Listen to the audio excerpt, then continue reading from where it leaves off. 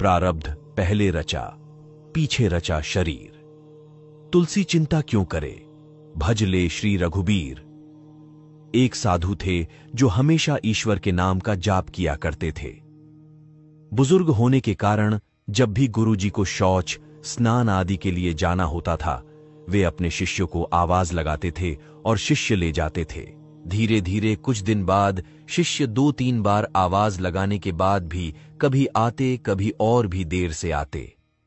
एक दिन रात को निवृत्त होने के लिए जैसे ही गुरुजी आवाज लगाते हैं, तुरंत एक बालक आता है और बड़े ही कोमल स्पर्श के साथ गुरुजी को निवृत्त करवाकर बिस्तर पर लेटा जाता है। अब ये रोज का नियम हो गया। एक दिन गुरुजी को शक हो जाता है कि पहले तो शिष्यों को 3-4 बार आवाज लगाने पर भी देर से आते थे, लेकिन ये बालक तो आवाज लगाते ही दूसरे क्षण आ जाता है और बड़े कोमल स्पर्श से सब निवृत्त करवा देता है। एक दिन गुरुजी उस बालक का हाथ पकड़ लेते हैं और पूछते कि सच बता, तू कौन है? मेरे शिष्य तो ऐसे नहीं हैं। बालक के रूप में ईश्वर ने साधु को अपना वास्तविक रूप दिखाया। साधु रोते हुए कहते हैं, हे प्रभु, आप स्वयं मेरे निवृत्ति के कार्य कर रहे हैं। यदि आप मुझसे इतने प्रसन्न हो तो मुझे इस कष्ट से मुक्ति ही दे दो ना।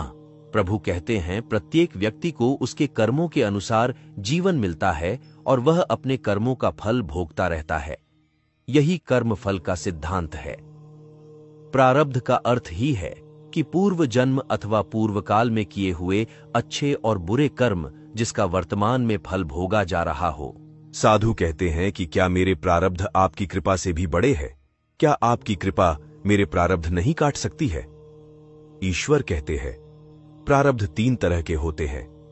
मंद प्रारब्ध मेरा नाम जपने से कट जाते हैं।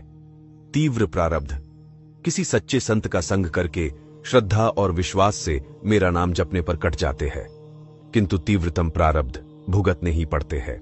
प्रभु कहते हैं कि मेरी कृपा सर्वोपरि है। ये अवश्य आपके प्रारब्ध काट सकती है, लेकिन फिर अगले जन्म में आपको ये प्रारब्ध भुगतने फिर से आना होगा। यही कर्म नियम है। लेकिन जो हर समय श्रद्धा और विश्वास से मुझे जपते हैं, उनके प्रारब्ध मैं स्वयं साथ रहकर कटवाता हूं और तीव्रता का एहसास नहीं होने देता हूं।